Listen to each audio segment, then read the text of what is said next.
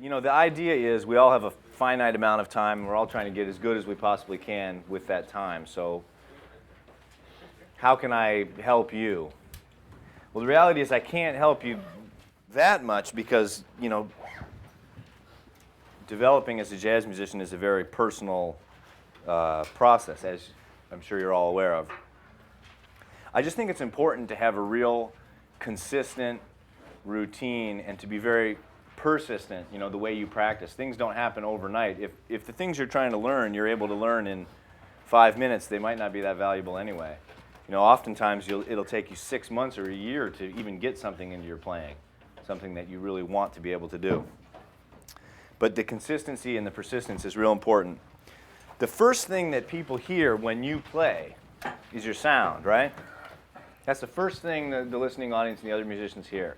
If you have an unpleasant or abrasive sound, not only will the listeners tune you out, but the musicians are going to tune you out too, and that's a double whammy because you're not going to be able to make any music. So that's the first thing we have to focus on. The second thing you're going to have to focus on, any guess what that might be? Well, this is my opinion, by the way, but you said intonation. Okay, let's include intonation with sound. If you're horrifically out of tune, people will probably tune you out as well. Your time, right. The way you play, the way you place the rhythm of the melodies you're playing is the second thing people notice. You could be playing the hippest stuff in the world, but, in the first case, if your tone is horrendous, it doesn't matter. It's all wiped away. And in the second case, you could have a nice tone, but if everything you play is out of time and doesn't quite fit with the harmonic rhythm of the music, it's worthless also, right? So it's much better to have a small vocabulary and a great sound and great time. That'll take you a lot farther than a large vocabulary with a bad sound and bad time. Right? So that shows you the first thing you should be doing every day is concentrating on your sound, and the second thing you should be doing is making sure that you're developing a rhythmic approach that's infectious, you know, that's pleasant to listen to. I'm not telling you how you have to play. You could play like Wayne Shorter or Lester Young or John Coltrane or Sonny Rollins. Lots of different ways to articulate, or you play like yourself, but it's got to be good. You know, that's sort of an elusive. I'm not sure what makes things good and what makes them bad, but you find it out along the way. All right, so let's talk about sound. I think, without spending too much time about this, because there's nothing I can do about it, but you got to have decent equipment, right? Let's all agree that you should try to avoid products that promise, you know, 500% more of this, 300% more of that. It's probably a hoax. Stick with your more stock kinds of equipment and try to produce the sound with your body, you know, with your physicality. That's the thing. Find a decent mouthpiece reed combination and go with that. One of the biggest things that separates what I call a legit sound from a jazz sound is the presence of subtone in the sound. Okay? So the first thing I do every day when I'm warming up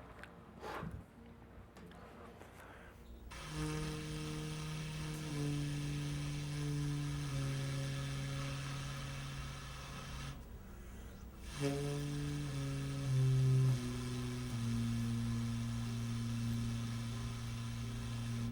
try to play my horn with as much subtone as I can. When I was about 18 years old, I heard Johnny Griffin playing at the Jazz Showcase in Chicago, and I said, "Wow, Mr. Griffin, your sound is so incredible. I just can't believe it. What can I do to try to develop my sound like that?" And he said, "Play subtone all over the horn." That's the only thing he told me. So he said, play subtone all over the horn. So once you get it low,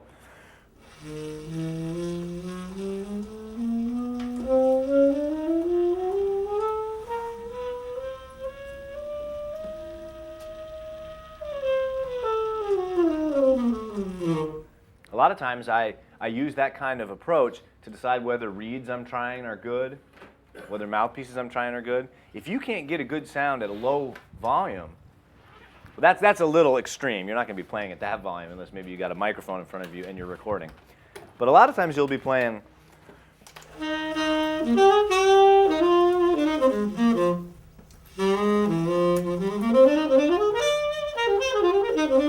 right? Like MP, or that's MPP, I don't know, it's almost piano. You have to be able to create a resonant sound with a lot of harmonics in it at a low volume. Otherwise, when you get louder, there's nothing there except volume.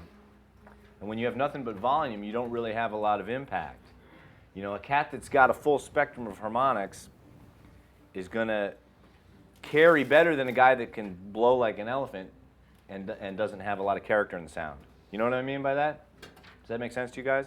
Yeah. So that's why you should warm up soft. Try to get that subtone, that full spectrum of all the, you know, the spit gurgling around and the extra air coming out of the bell. I mean, seriously, all the things that a legit teacher would say, no, get rid of that. Those are the things you want with a jazz sound. At least that's my opinion. Okay. So I start trying to play quietly. And when I get that subtone, I start playing louder and louder, but with the same approach.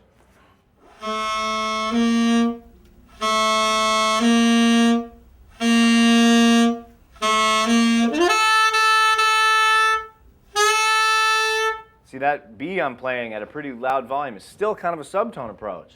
It's not like this. It's not that kind of sound, no. See, I'm using more of the subtone. It's hard to explain. It's a very elusive concept, but just work on that. Let's see if, all those of you that have your horns out, let's see if we can capture a real subtone sound. Let's make it like 99% sound, 99% air, 1% sound. I mean, I just basically want to hear air coming at me and smelling bad breath coming out of the saxophones. No sound. You know what I mean? So altos, you take your low E, and tenors, you take your low F.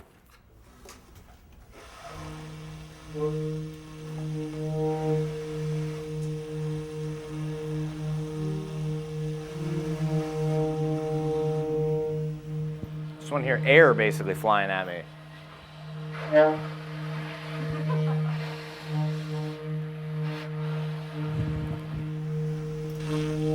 Let's start going up in half steps.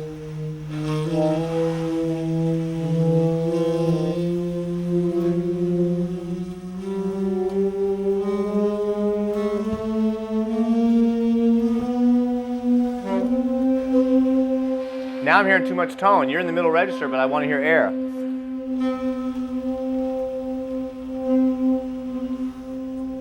More air. No, I'm serious about this. Stop for a second. When you get to that point, you got to back off so much.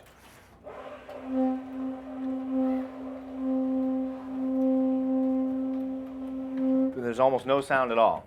All right, I don't want to spend too much time in this, but that's the idea. Play all up and down your horn that way, and then start playing louder and louder with that approach. All right?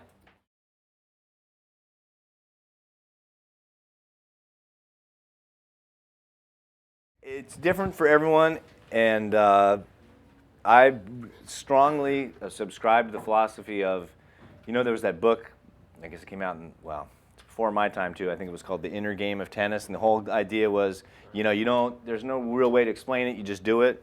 I think that's what everyone should do. Don't worry about, what you have to do with your body to achieve these things. Just keep trying stuff until you get it. When you get what you're looking for and you can hear it happening, that's what it is. Generally speaking, yeah, dropping your jaw, taking a little more lip out, your lower lip, putting more lower lip on the reed, it's going to help you. But it's different for everyone. Some people have big lips, some people have small lips, some people have wider oral cavities, some people have smaller oral cavities. So it just depends, You have to experiment, trial and error, but when you get it, go with it. It's the same thing with where you keep your neck strap, I mean, my legit teacher used to always say I had to have the mouthpiece hit my upper lip like this, when I wasn't biting when I didn't have my teeth on the mouthpiece. So I'd be like that, but I can't play jazz like that, I mean, I just can't. I couldn't even think of it, at some point I'm trying to get a sound and I'm working to get, that fatness and the fullness to come out, and I ended up, my head started to get a little bit lower. But that's what worked for me, It may not work for you. So there is no rule of thumb. You could be Eddie Lockjaw Davis. You could be playing like this. And great, tremendous. Or you could be Joe Henderson, down here, like head's about to fall off on the floor. It's fine, doesn't matter. Whatever you need to do to get the sound. Okay? So work on your subtone. Then the next thing, everybody knows about overtone series, right? Or not? Does anyone not know about overtone series and want to be hip to it? Because that's something that you might go ahead and practice. But I often say this, if that was the cure-all for sound, there'd be a lot more good sounds out there than there are. Because you walk through any college hallway in the United States and Europe, and you hear people wailing the overtone series exercises, but not a high percentage of them have really great sounds. So that's not the end of it. But you know, you work on the stuff like see,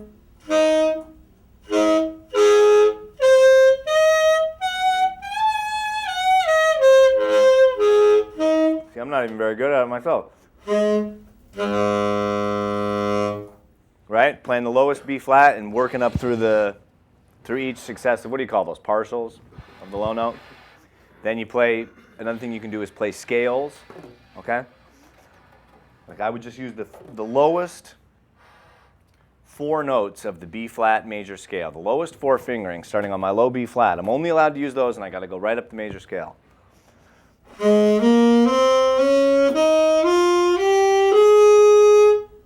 See what I'm doing? At that point I had to use a B finger. Okay, but you can do that with the scales starting on low B flat, low B, low C, and low D flat. All right? So work on your overtone series a little bit. Work on your altissimo a little bit. You know, find some fingerings that work for you and practice things like major triads, minor triads, minor chords, arpeggiating. You know, I'll do things like this. I'm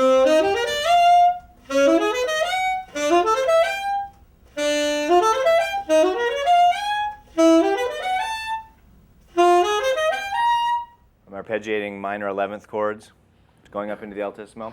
Things that your ear can relate to, okay? Because when you hear the next note before you play it, you'll have a better chance of getting it to speak, right? If I'm going like,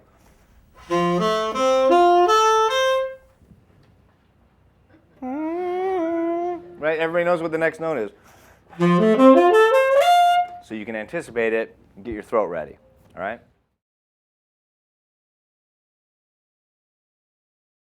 There are 4 things I do for my sound every day, and that was the third one. The first thing I do is I play subtone. The second thing I do is I play some overtone series exercises. You can find some hip ones out there, probably hipper than what I know. I just do the partials and the scales. Then I just do some altissimo stuff. It also helps me decide if my reed is good. You know, the reed might sound good in the middle register, but if I can't get any altissimo notes out, I might say, well, this one's not going to work because on a gig I'm not going to be able to do what I want to do. That's the third thing I do, the altissimo. And the fourth thing I do is like a brass long tones exercise, which I want you guys to check out right now. I think this one is super important. What we're going to do is hold every note for about 15 seconds. And when we finish that long tone, we're going to breathe through our nose, not through our mouth. We're going to keep our lips sealed around the mouthpiece. Actually tighten your corners as you breathe in through your nose. And then start the next note an octave higher. So I go like this.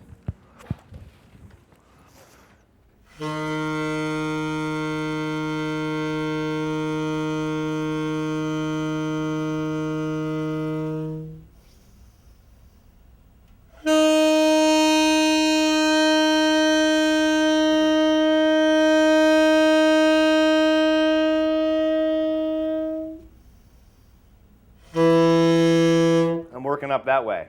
Low note, octave higher, then down a half step higher than when I started, up an octave. Keep going like that till I get to the altissimo. Never take my lips off the mouthpiece. Always breathe in through my nose.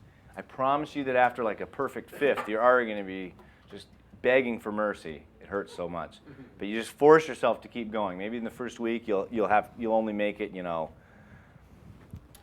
Well, usually I try to make it to the point where I hit G with the octave key and then altissimo G. I start on my low F and keep going up chromatically. And usually I can make it to G and then G with the altissimo G. But sometimes I can't. Sometimes I can only get as far as like middle B and B with the octave key and I just have to stop. Why don't we try that for a second? And then we're going to leave long tone stuff behind. So altos, you start on your low E. Tenors start on low F. All right? Never use your tongue during this exercise either. When we start the notes, just use air. So your mouth and your lips have to be in position to get the tone to come out. Okay, here we go.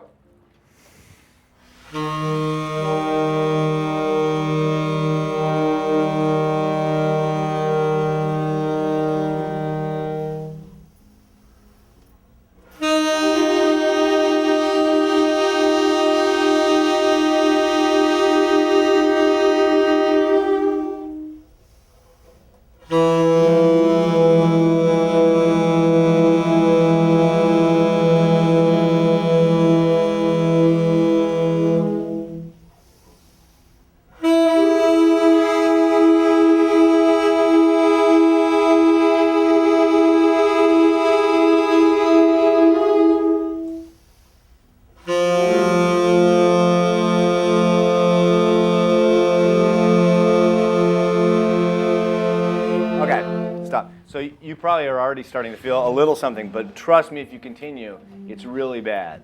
It really starts to hurt. And it becomes like it's almost a mental thing. You know, you have to tell yourself, I am not going to stop. I know this hurts, but I'm not going to die. My face isn't going to fall off. I'm just going to keep doing it till I get to the end.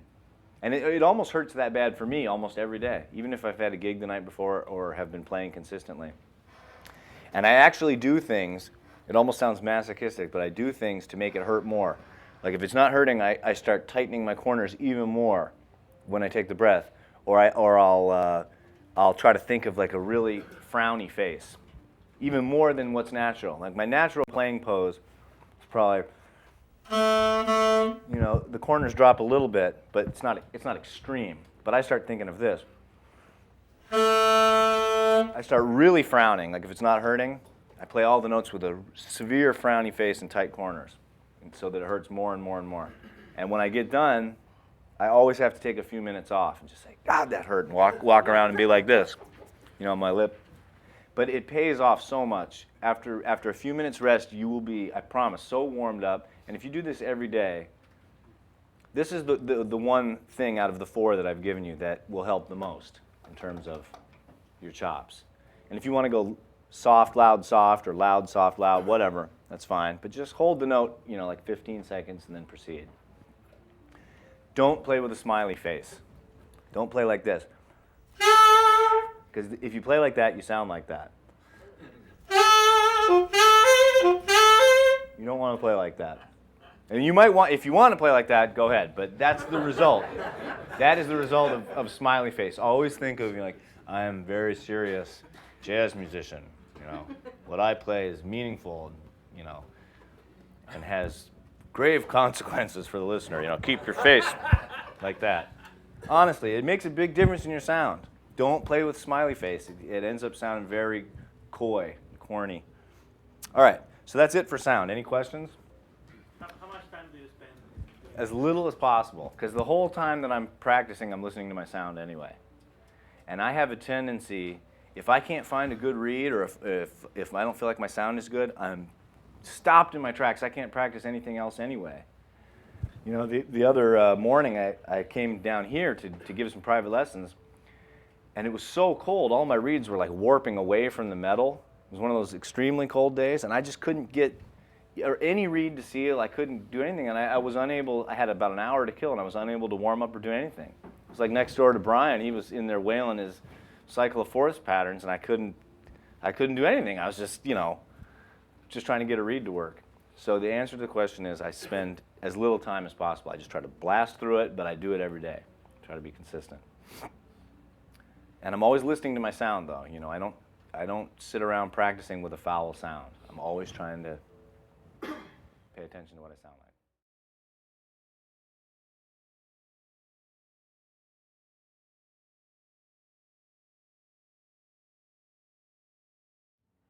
It's very difficult to explain how is it possible to play with a relaxed embouchure except with tight corn, like a tight here. Yeah. Because I don't want you to. Now check this out. If I played with a tight bite, instead of my octaves being like this, I'd be like this.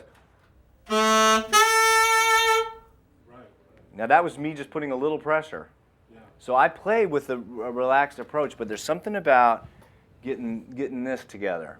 Okay. That's for me, for my whole concept of sound. Now, some people push their mouthpiece all the way to the end of the cork and just, let it fly. Just start putting air through the horn and play as relaxed as possible, and by God, they get a great sound. But for me, over the years, I've discovered that I really need to be in control with this and this. And the reason why I like to do that sound exercise, I don't know if you guys have ever experienced this. Have you ever experienced getting so tired while you're playing that your lip starts shaking? Yeah.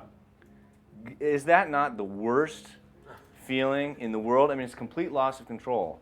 It's like having too many drinks and you have to do something important and there's nothing you can do about it. I was doing a recording session last week and I almost just broke down in the middle of playing a ballad, like had to stop the take because my lips started shaking. And I hate that feeling. So I do those, face pulverizing long tones to try to get to the point where that never will happen to me. I want to feel strong, like, I can play all night. My lip could start bleeding and, spit's flying everywhere, but by God, I'm not going to get tired. That's where I'm coming from. And plus, the other thing about relaxed or tight, my personal, and this all boils down to it's a personal journey for you. It's a personal journey for everyone, but my personal favorites on the horn all played with a pretty controlled, tight corner setup, starting with bird and going forward. So that's where I'm coming from.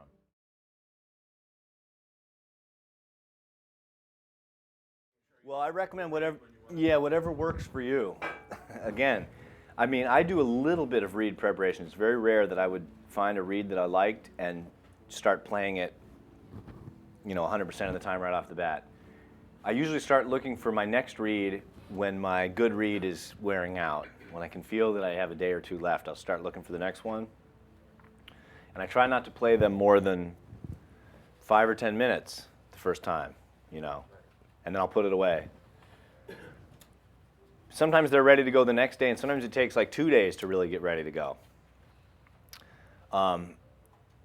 One thing I do, now this isn't really reed preparation, this is like reed abuse, but I tend to, the reed strength that I've chosen that works for me is slightly too hard almost all the time. So if I find a reed that's good, it's generally either the softest one in the box or one of the softest in the box, or it's one that after preparing it for like 2 days, I start mutilating it. I start smashing the heart with my thumb. Got to be careful, because if you really push on the fibers, that's it. It's gone. But I'll go right down to about where the saliva line is from where I'm biting, and I'll just flex it till the reed, touches the tip. I'll do it like 10 times, like boom, boom, boom, boom. I won't hold it in place. Like 10 little flexes, and then I'll test it and see if it's soft. If it's not soft enough, I might try again. But you have to be careful. I've killed many a reed, doing that. The other thing that I do sometimes is clip, but I'm almost at the point now where I would say I will never clip again. It's almost impossible to clip so little off that the character of the reed isn't, drastically changed. That's my experience. I just, sometimes I'll clip it and it'll feel good for about half an hour and then it's gone.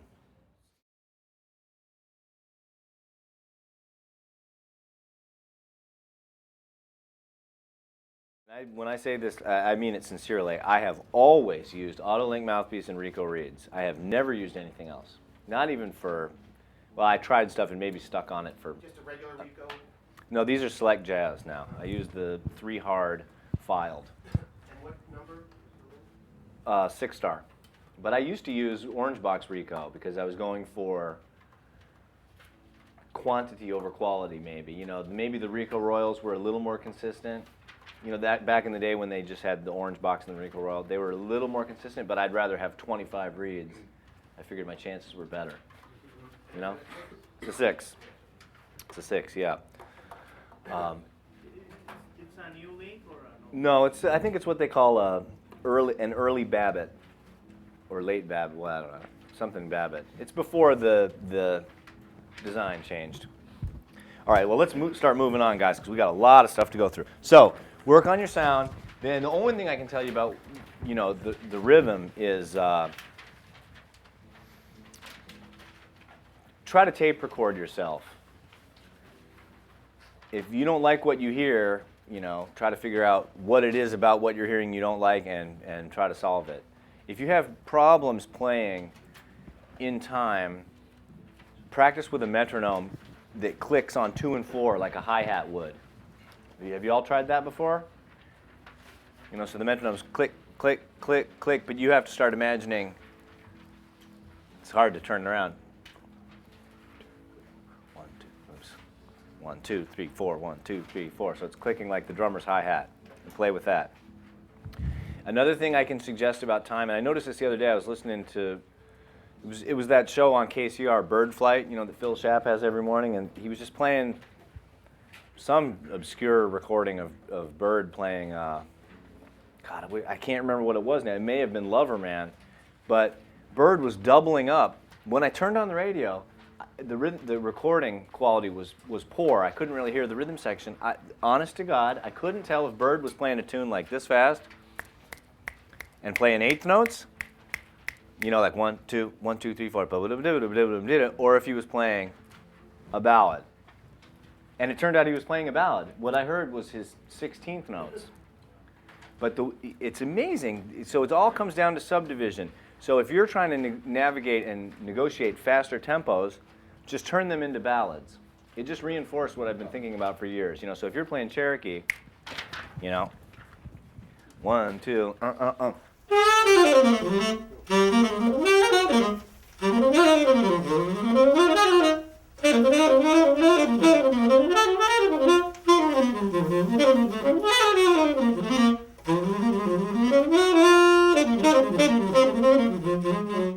Okay, so you can think of it like 1, 2, 3, 4, or you can think of it as 1, 1, 1, 1, like you're just thinking of measures, and then you're double timing a ballad.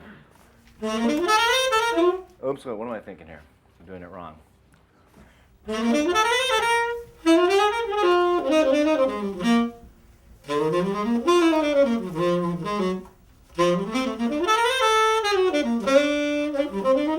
now I'm thinking 1, 2, 3, 4 instead of 1, 2, 3, 4, 1, 2, 3, 4. Okay?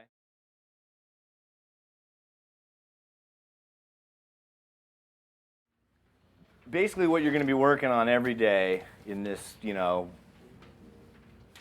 grand plan of improving yourself as an improvising jazz musician is you start with working on your sound, which we've already talked about. The next thing is, and I think there's really only 2 or 3 more things to do, but you have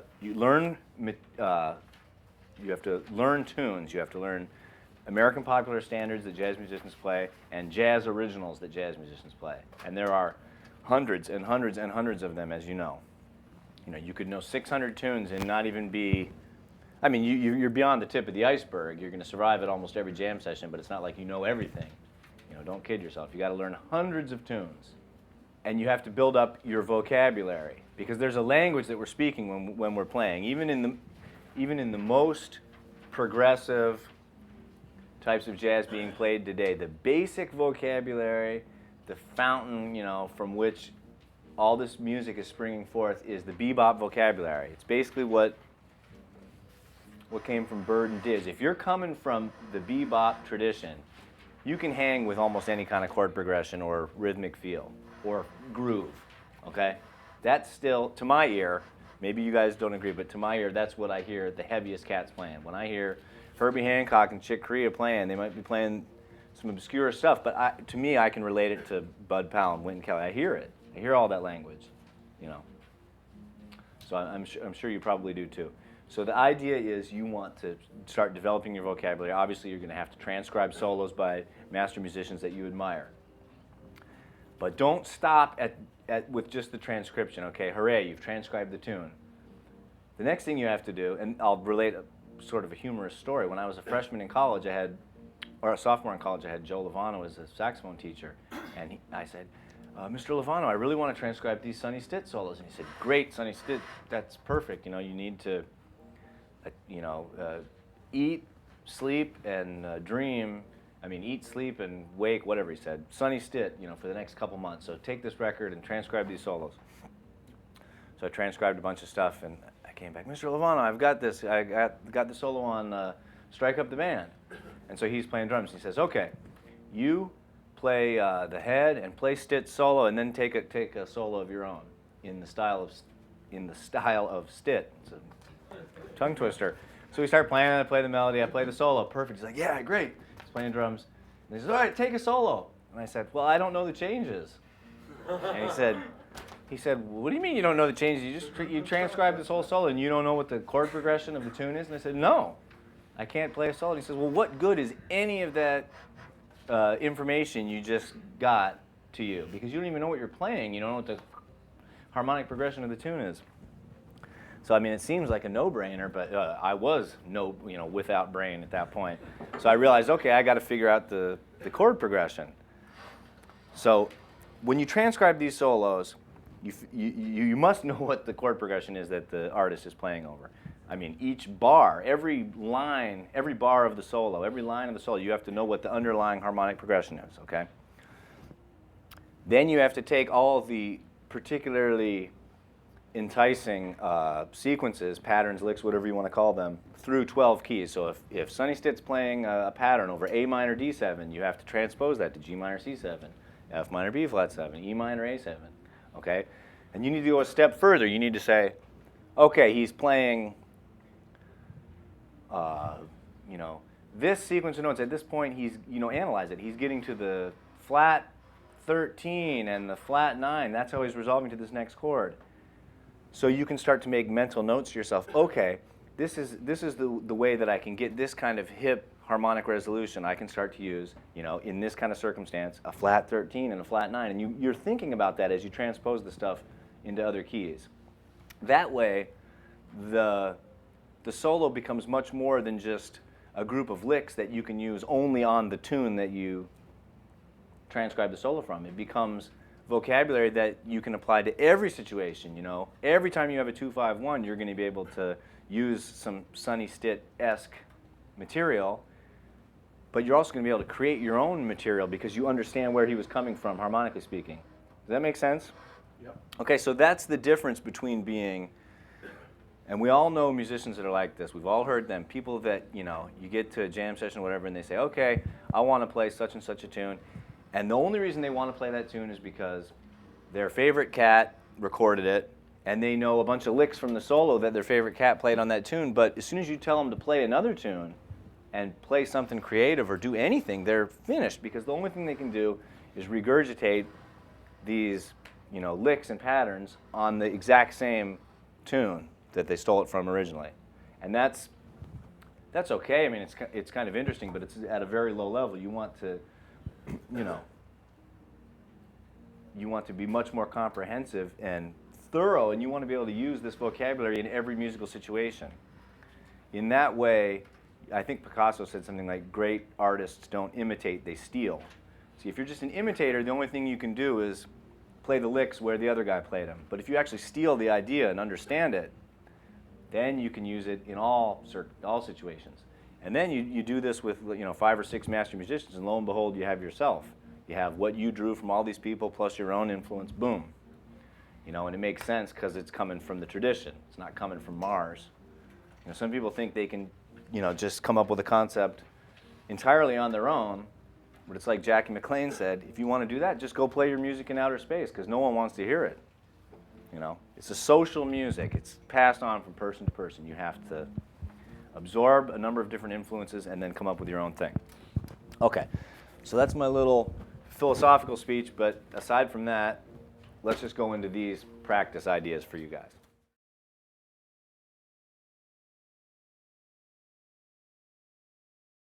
Now this is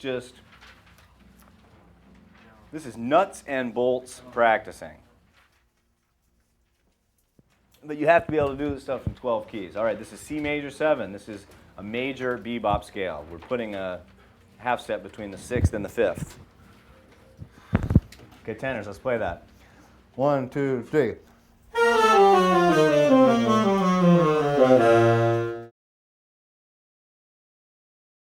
So we got to be able to play that in 12 keys.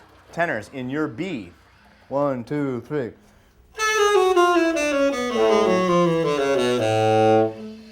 Tenors in your A. 3, 4. Okay, see, we're already running into problems. This is number 1 on the first page of general practice. All I'm asking is that you know it's basically a major scale, major bebop scale. So that's an example of,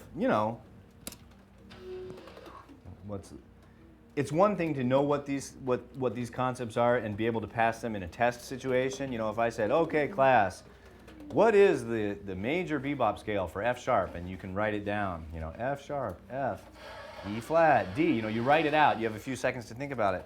That doesn't amount to a hill of beans because music is going by like this. And you don't have time to answer the question on the test. These things have to come to you intuitively. So you get to the bridge of The Song Is You, and you got to hit that concert E major 7 right off the bat. If you don't even have the major bebop scale under your fingers as second nature to play, what are you going to play? You are not going to play anything. You're just going to be, frozen and twisted around, and you might hear something nice in your ear, but how are your fingers even going to get to it, right? So that's why you have to just keep pounding even the simplest things into your playing as part of your practice routine. I can't emphasize that enough. Every jazz music student in the United States right now can answer the question on the test, what is the major bebop scale in concert E major? But when they get to the bridge of The Song Is You, they're finished because they can't do it in real time, all right? Okay, let's go on to number 2. Altos, you want to play that? This is another major scale pattern. 1, 2, 3, 4.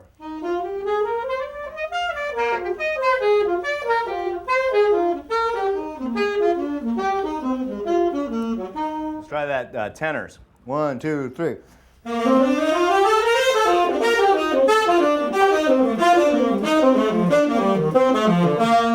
But of course you have to be able to,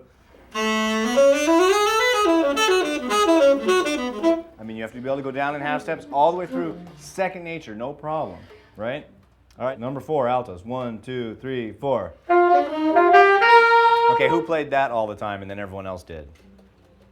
Bird, okay. It's a perfect example of something he did. Maybe Coleman Hawkins and Lester Young did that.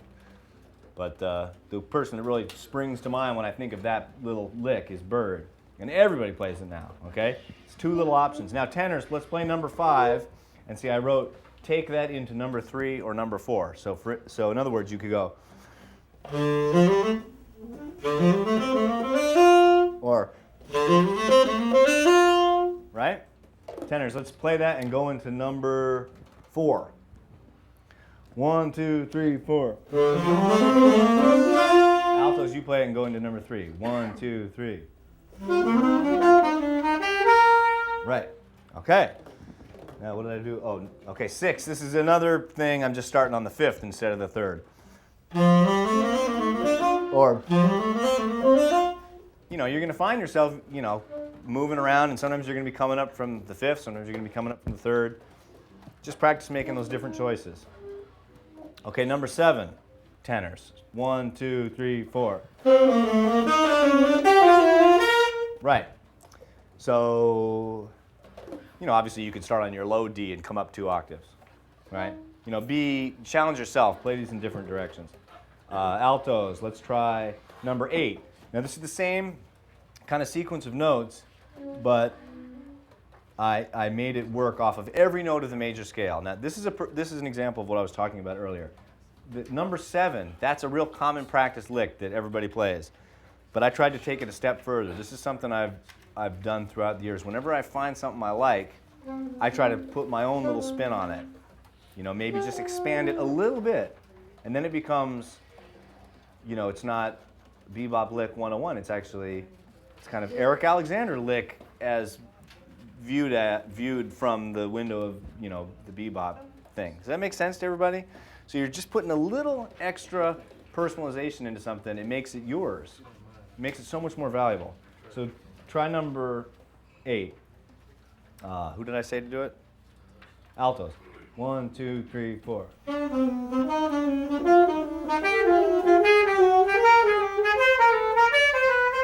Okay, now what if you had to play 8 into number 1?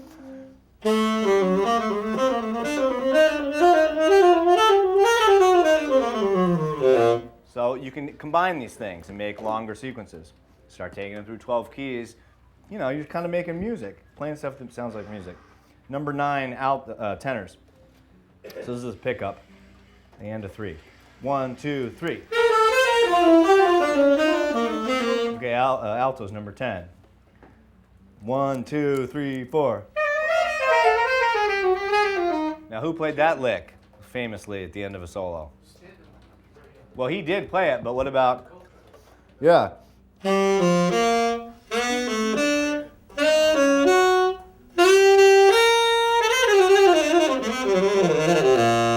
Right at the end of giant steps. Okay, so this stuff's all part of the language that's being used. All right, number 11, altos. 1, 2, 3, 4. Okay, altos play 11, but when you get down to that G, jump up to number 6 and play one of the phrase endings. So this is what you're going to do.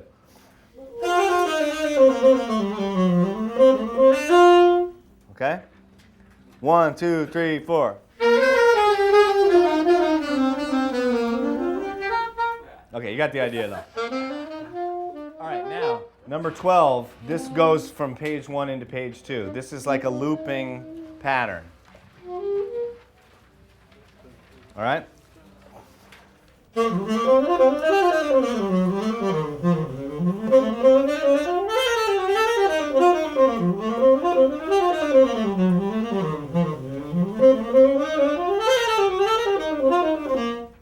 Okay, and you can go on and on. You can challenge yourself. You say, I want to do this 5 times in one breath.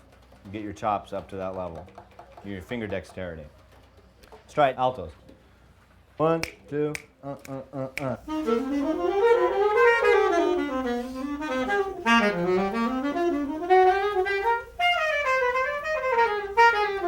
Good, but then it loops, right? Once you get back to C, do it again. Okay, so number 1 through number 12 were all major key patterns, all right? Now we're going into the dominant 7th mode. Now we're at C dominant 7th. Tenors, play the C bebop scale from C to C. I mean 2 octaves, C to low C. 1, 2, 3. Now D flat to D flat. 1, 2, 3. Right. Now play D flat, but start on F. Play 2 octaves, but from starting on the 3rd, palm key F. 1, 2, 3. Okay. So the scale isn't quite internalized enough. See how I said I put the chord tones in parentheses and I said descend from all chord tones?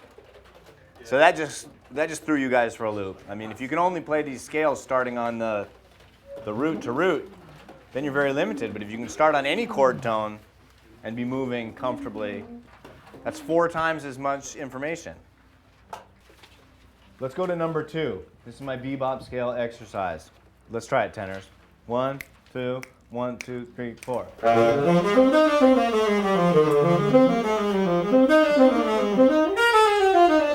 Good. Altos? 1, 2, 1, 2, 3.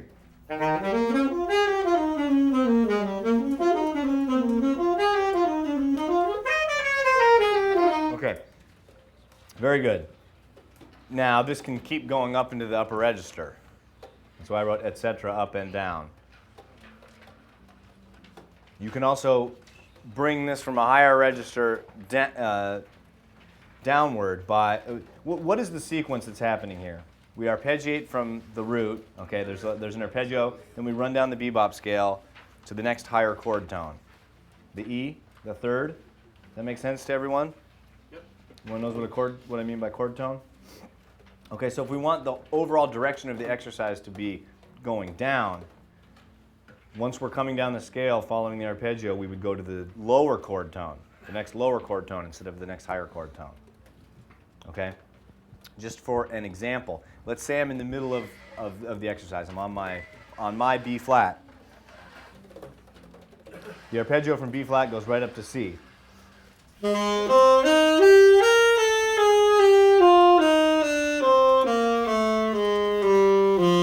See, I go down to the next lower chord tone, which is the G, the 5th.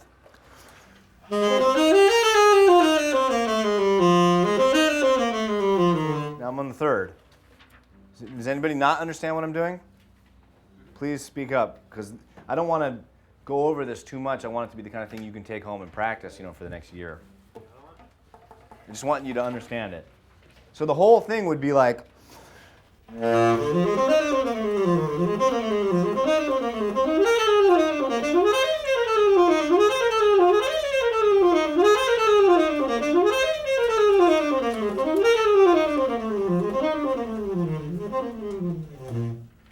Running out of air there. Okay? Now, let's move on. Number 3, we add chromatic passing tones into the bebop scale. Now we have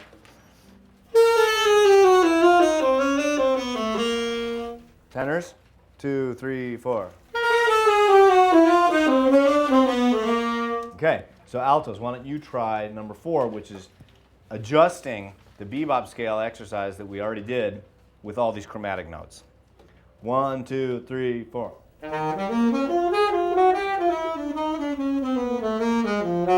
Good. Now we're on the third, right? The next higher chord tone. So we just keep following the exercise as we did in number 2.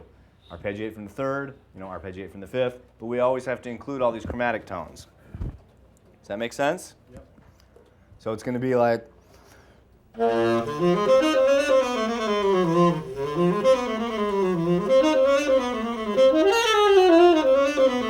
Right? That's one octave of it, and I can keep going. Okay? Then we got to transpose this through 12 keys, right? We got to go up to, I probably can't even do it anymore. F sharp. Think it through. Starts on the lowest root of F sharp dominant 7th, and I have to arpeggiate all the way up to the what? The 4th scale degree, or the 11th. To the 3rd. Oh, God.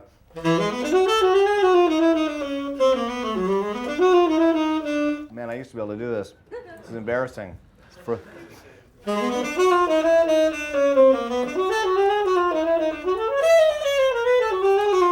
we go.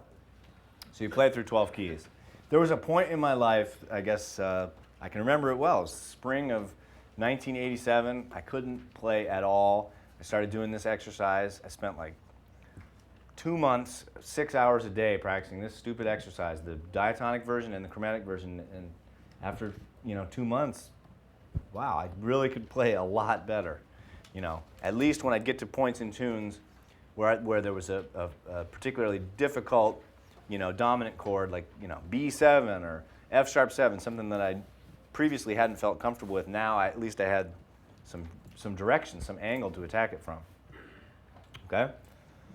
All right, let's keep going. Number 5. Okay, we're still in C dominant 7th, right? Or G minor, C7. Altos, play that little thing. 1, 2, 3, 4. Okay, so that could lead you right into a bebop scale movement. Right? Once you get to that third, then you're in the scale. Tenors, try number 6. Number 6. 1, 2, 3, 4. It's all bebop stuff. That's all coming from Honeysuckle Rose.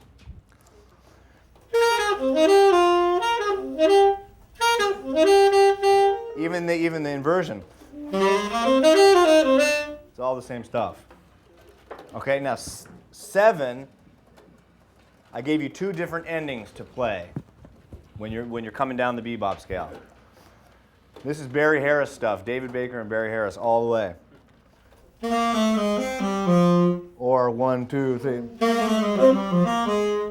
Okay, so if you're coming down the scale and you want to end your idea as you cross the root with one of these things, you just have to adjust, kind of intuitively. What's the right word? Not intuitively. Instantaneously to the proper ending. Check it out. If I'm on the 5th, the first ending would be appropriate. If I'm on the 7th, the second ending was appropriate. Can you all hear that? If I'm on the root, 1, 2, 3, 4. Right? If I'm on the third, 1, 2, 3, 4. You hear how one works, the other one doesn't work. So experiment with that. Okay? Tenors. Let's play 1 and 2 at the bottom of this page. And number 2. 1, 2, 3, 4. This is outlining G minor, right? G minor 9, G minor 7, G minor 9, same thing. So you can combine that. You know, you're always working with 2/5 situations in jazz. Not always, but more often than not. So if you have, you know, a C7 chord, you can be thinking G minor into C7. If you have a G minor chord, you can be thinking of C7 as well, right? The pair G minor and C7 goes to F. So you combine all these things in the respective 2/5 pairs. All right, go to the next page. Altos, play number 3. 1, 2, 3, 4. Okay, and number 4. 1, 2, 3, 4. Right. And the or version. 1, 2, 3. Okay? Again, all this stuff 12 keys. I'm going to take a break here in a second, but let's do number 5. This is another. Oh, wait, there's 2 more here. Do number 5, tenors. 1, 2, 3, 4.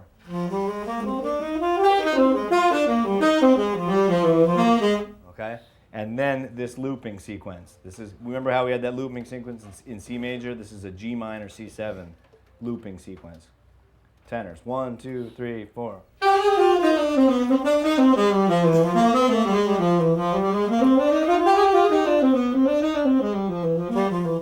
Okay, everybody try to stay together. Don't rush. 1, 2, 3, 4.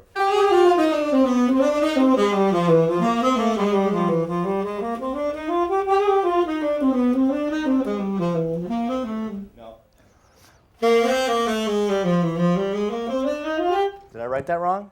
No, you guys are reading it wrong. Okay. Now let's take a break for a minute. That's a lot of stuff we just went through. Any questions or comments about that? Any why? Why must I do that? I mean, you don't have to do that.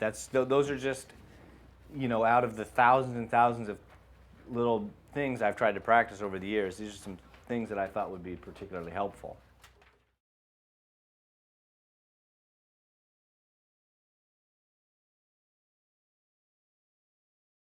I'm glad you brought that up because this one, it was on that there. We just went over it. That's a Bird thing. He plays that all the time. It's funny though. I didn't learn it from Bird. I learned it from Gary Bartz. Sometimes it takes another musician to play something that it's not even their idea originally, but you don't get it until you hear it from a certain person. I was doing a gig with him at the Blue Note, and he played that a bunch of times. And I thought, God, it just sounds so great, so perfect the way it lays in the change. So I, started doing it myself, and then shortly thereafter, I heard Bird doing it all over the place. But then again, most of the times I think I've stumbled across something, brand new. I hear some recording of Bird playing something almost exactly like it or exactly like it, So great was his genius just in coming up with these things. But like you said, you could take one idea and just run forever with it. Let's take that pattern.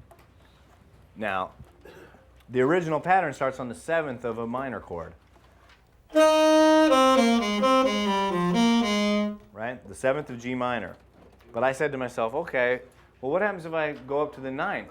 What happens if I do it off the 9th? Or what happens if I do it off the 11th?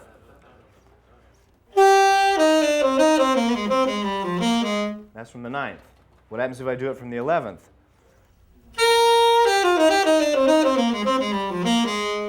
Okay, so now I've extended it. Now I have two other versions of it.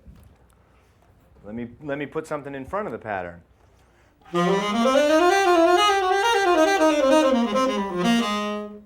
Now it's really becoming my own thing. I'm just running up the Dorian scale to the 11th and doing my variation of the Bird pattern.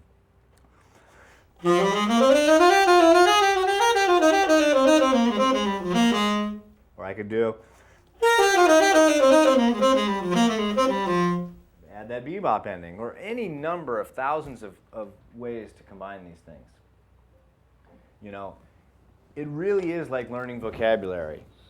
It's not so much how much you know, it's how well you know the things that you know and how well you're able to combine them so that you can speak clearly.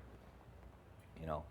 And it's not combining them in the practice room in a lick that you go out and use exactly as you practiced it.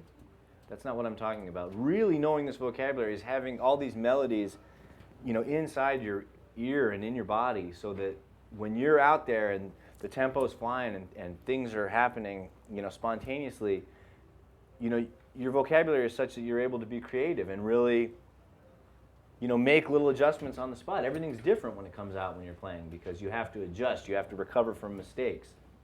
That's where practicing like these chromatic exercises comes in handy. You know, the bebop scale with the chromaticisms.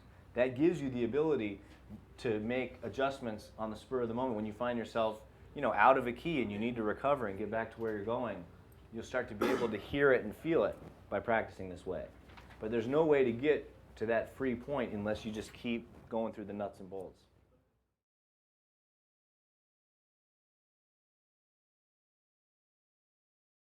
Let's go ahead to this page that says triads and triad pairs, because I think this stuff's pretty interesting.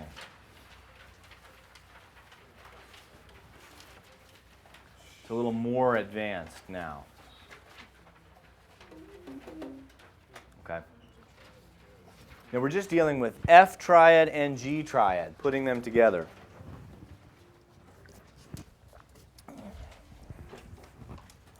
Now, of course, you can put them together like this, but it sounds very collegiate, I always say. I mean, anyone that listens to you playing is going to say, oh, he's just playing two triads, you know, alternating between them, and it's very boring. You know, or that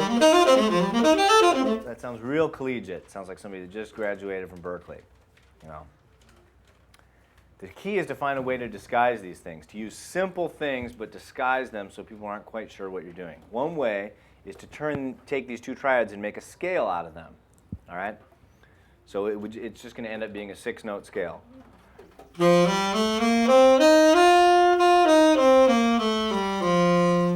I think I wrote some examples of how you might do this. Let's see what I have there. Well, that can continue forever, obviously. And the second one.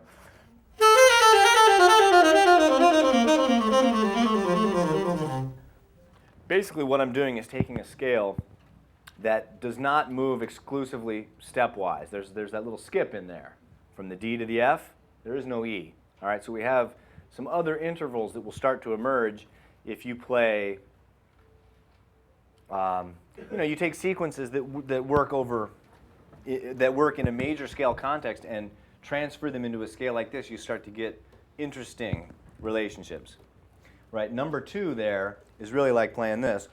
Let's say I have a major scale, okay, but I have this weird 6-note scale.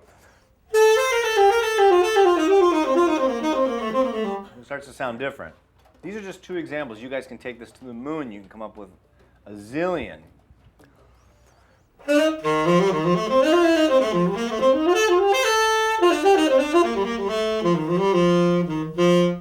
I'm only using this scale.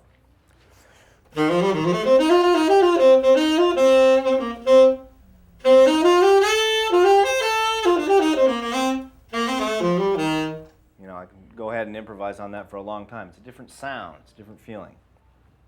So these triad pairs, when you have 2 major triads a whole step apart, the first of a number of different applications is a kind of a sus dominant sound. Okay, this is great for G7 sus kind of sound. It's too bad we don't have a piano here. I could show you. But it also works fantastically well for B7 sharp 9 sharp 5, okay, and F7 sharp 11, you know. Well, I wrote that it works for F major sharp 11. It does, but it doesn't sound that great. Don't worry about it. Okay. Keep moving down the paper here. Now we're talking about B dominant 7th. Now look at A. I used a G major triad. That gives me a sharp 9, sharp 5 extension for B7. Look at B. That's an F major triad. I mean, it's in an inversion, but that's A, C, F, A. That gives me a flat 9, flat 5. C, I put an A flat triad there. That gives me 13, flat 9. And D, I put a C sharp major triad. That gives me sharp 11. I think like the most valuable tool, well, the two most valuable tools when you're talking about advanced techniques in improvisation that you could use. In other words, if you were on a desert island and could only practice two things for the rest of your life, it would be diminished scale and tritone substitution. And they're very closely related. So let's pay close attention to this. When you're trying to find the right diminished scale for a dominant seventh chord, I think the best way to think of it is it's a combination of two keys. So look at the example here. If you want the G7 diminished scale, the diminished scale that's appropriate for G7, you should think of a scale coming down where the first four notes are from G7 and the second four notes are from D flat 7. Okay? See how I wrote that information below in parentheses? Think of the combination of two keys, and they're a tritone apart. So if you wanted the diminished scale for C dominant 7, what are the two chords I would be thinking of? C and F sharp.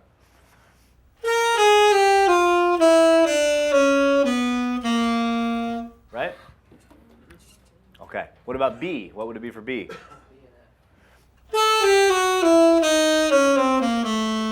Okay, and those chords are those dominants are the tritone substitutions for each other, right? If you have G7, you can always play D flat 7 over it, right? You guys know why that works so well?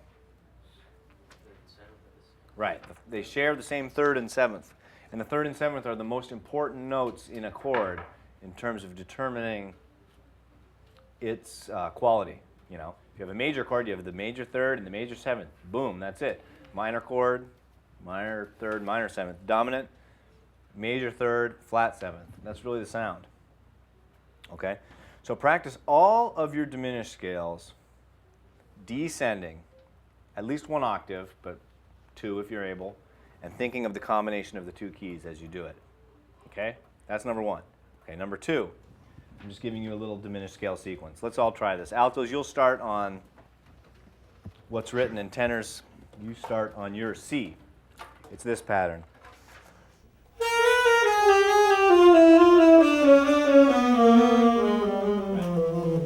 And you could continue.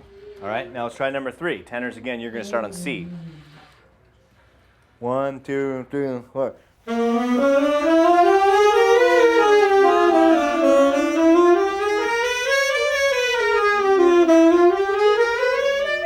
Okay, good.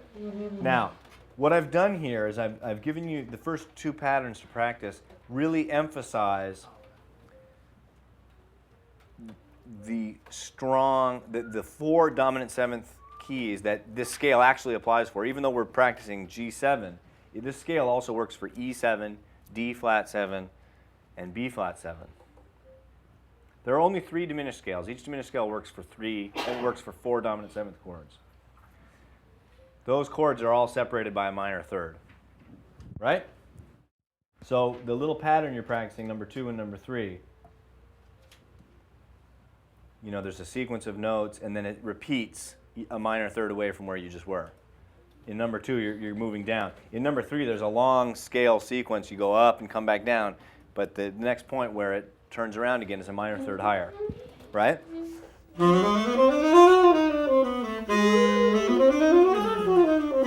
So we're really getting a feeling for those strong keys, okay?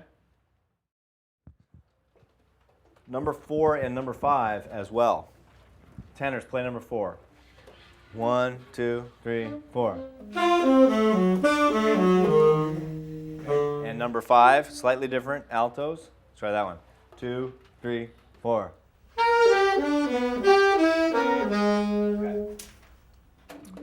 Now look what I wrote below number 5. Any sequence of notes within the scale and moved up or down in minor thirds will create effective diminished scale patterns.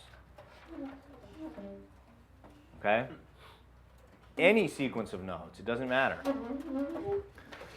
Right, so the first one I wrote there in number 6, so follow the formula that I laid out there. Any sequence of notes moved up or down in minor thirds will create an effective diminished scale pattern.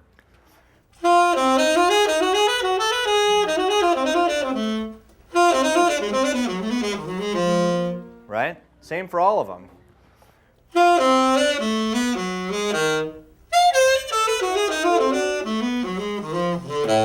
Any sequence of notes that's within the diminished scale that you move in minor thirds will be a good diminished scale pattern. Any sequence.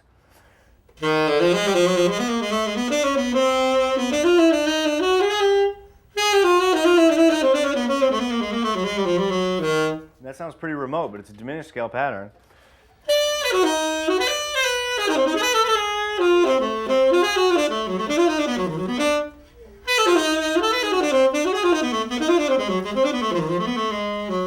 All diminished scale patterns. Then the key becomes to find a way to make these things resolve in real-time situations. That's the key.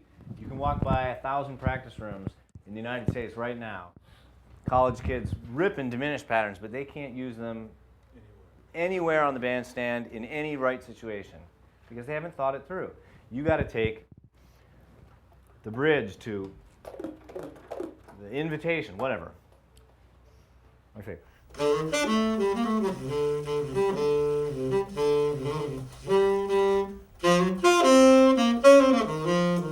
And take one pattern and play it through the keys.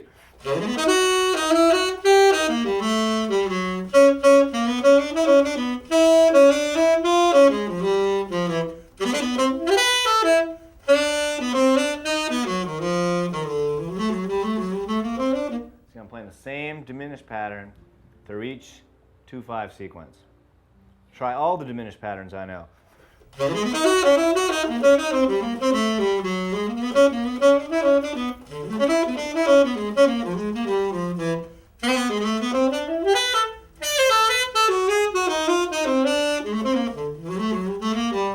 See, it sounds very pedantic the way I'm doing it, but it's a practice technique. I'm just playing the same sequence through each 2/5 pattern.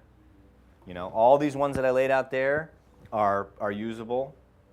And anything else you can come up with, any sequence of notes that moves in minor thirds, just find a way to resolve it based on, you know, what's in your ear and what you know from the bebop music language. It's all up to you, really, at that point, once you understand the system. Okay, now, and see, I wrote create your own. That's crucially important. Create your own. Don't just use these 3 or 4 that I wrote down. All right?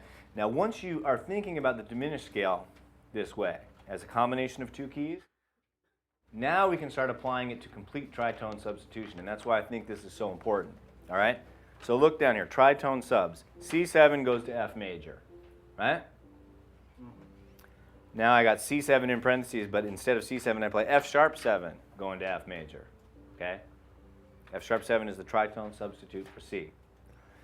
Now look at the next example, G minor C7 to F major. But in the next example, I go G minor C7, C sharp minor, F sharp 7, F major. Now I've tritoned the entire 2/5. Does that make sense? Yep. Okay. And I've been calling these mirror images. They're not mirror images. They're whatever. They're just exact transpositions.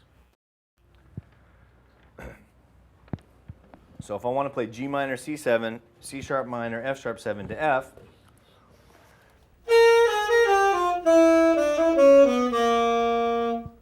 okay, I just played the exact same sequence but transposed it, a tritone off. And it could be anything.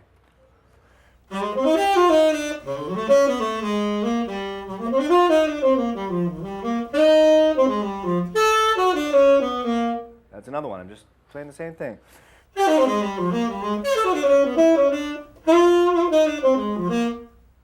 See what I'm doing? Go to the next page. You guys have the next page where I started writing some examples?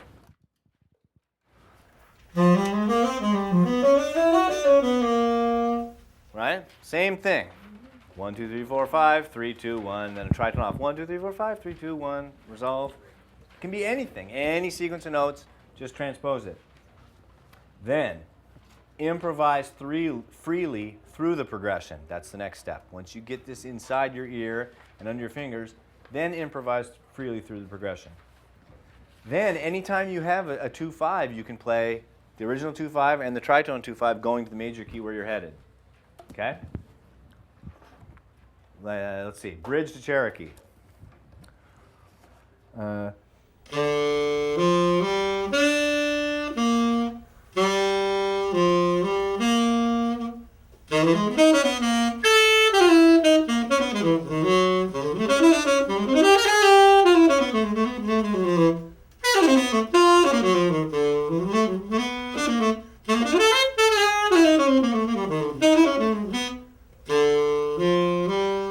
Here I did that. Every 2-5 became a tritone 2-5. And I didn't try to do anything that complicated. The key was just being that I had the tritone progression locked in my ear and under my fingers. I didn't play anything that complicated. Okay?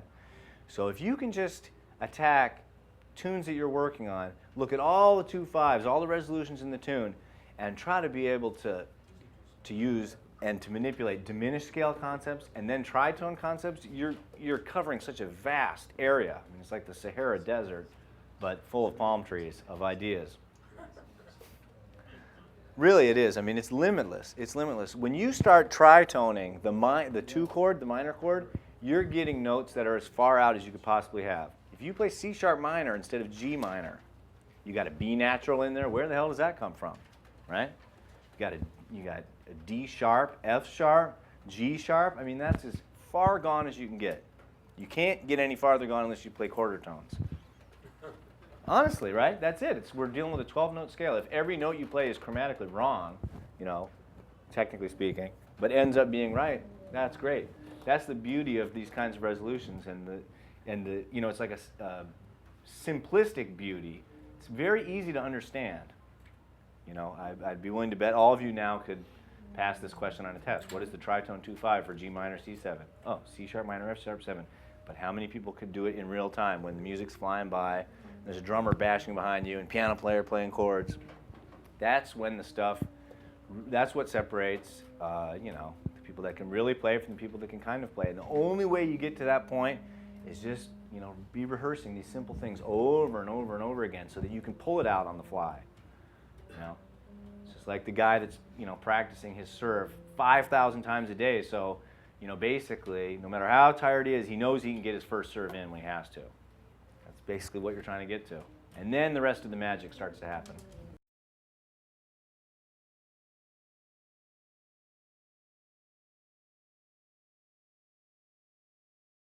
You can practice things through the keys following the cycle of fourths. You play something in C major, then F major, then B flat major, or going the other way. But when I talk about using cycle of fourths to get these different intervals, I'm talking about actually just using the note. Like if you were to draw a circle on the blackboard with C, F, B flat, E flat, A flat, going all the way around until it comes back, you can go counterclockwise or clockwise, actually. But I tend to go sharp. I tend to gain sharps. That's the way I go. That's what I've been working on for like the last 10 years. Maybe I'll start going the other way. But if I want to gain sharps, I start on C. What's my next note? G. Then what's my next note? D. Okay, so I could go, there are 2 directions I could go to get from C to G, right? I can go down a fourth or what? Or up a fifth. And then to get to D from G, I could go down a fourth or up a fifth. So the possibilities are finite, but they're pretty limitless for you in terms of how you want to combine the stuff. So, here's 5 sequences in a row, just mixing and matching, going around. It's a 12-tone row. For me to get from the note I started on to back to that note, it's 12 notes.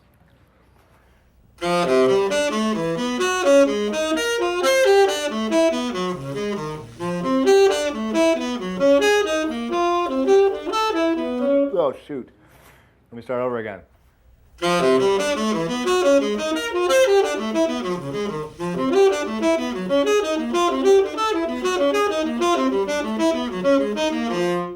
was 5 times around the thing. You're just going around the circle. Just going around the circle, gaining sharps, but I'm either going up or down. Okay.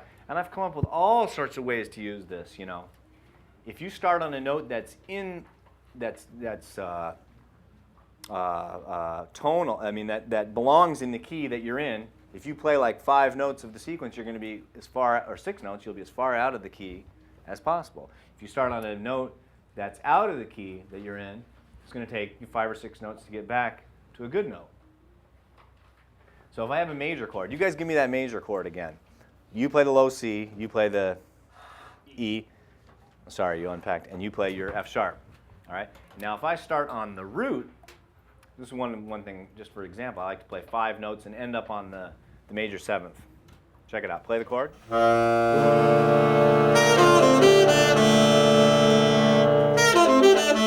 I'm just going around the circle, and I could go in other directions too, right? Play it again. You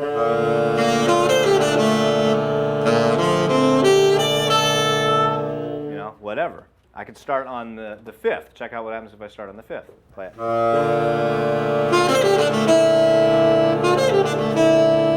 So I'm ending up on the sharp 11th now, but it's working in the key that we're in. Now I can go all the way around if I want. Play C. No, you play G. You play B flat. You play C in the middle. Play that chord. So we've got like a minor chord.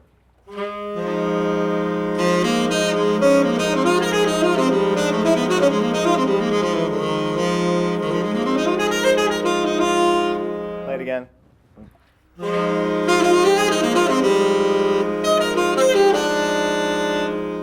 know, I mean, it's limitless possibilities in all sorts of different directions. You're either playing 4ths or 5ths, you know, and that starts to get you a little bit into the, you know, the world of Eddie Harris and some of that stuff. I mean, he's a master of that. Every time you call Roberto's and you get put on hold, and you just get pummeled by Eddie Harris. Makes you every time I call, I realize what a loser I am. I'm like, you know, sitting at home drinking coffee, and then, you know, if ever I would leave you, just playing in my ear, and he's just like, you know, just eating his saxophone for lunch. So that's what it sounds like too, right? It sounds like he's chewing right through the mouthpiece. But so that's another thing, you know, that you guys can work on. So I'm pleased. We basically covered everything on the handouts, and I know it just seemed like a, you know,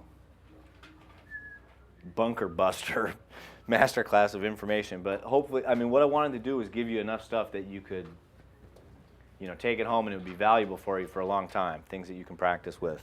You know, some of it you might not even be interested in right now, and a year from now you might be interested in it. But hopefully some of these things will help you, because like I said at the beginning, I mean, the truth is it's a very personal process, and I felt like the best thing I could do for you was just show you things that I'm working on. You know, I can't tell you what other people are working on because I don't know. Well, one more thing.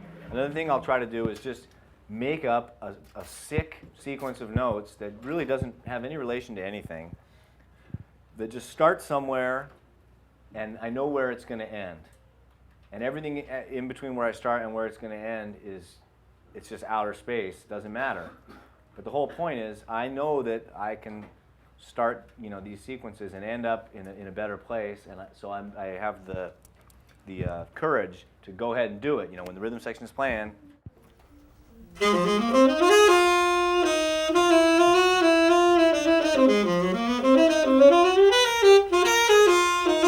know, most of the notes were just a mess, but I know I'm going to get back to my G minor tonality in the end. And it's just a matter of sitting down and tinkering with stuff and playing around.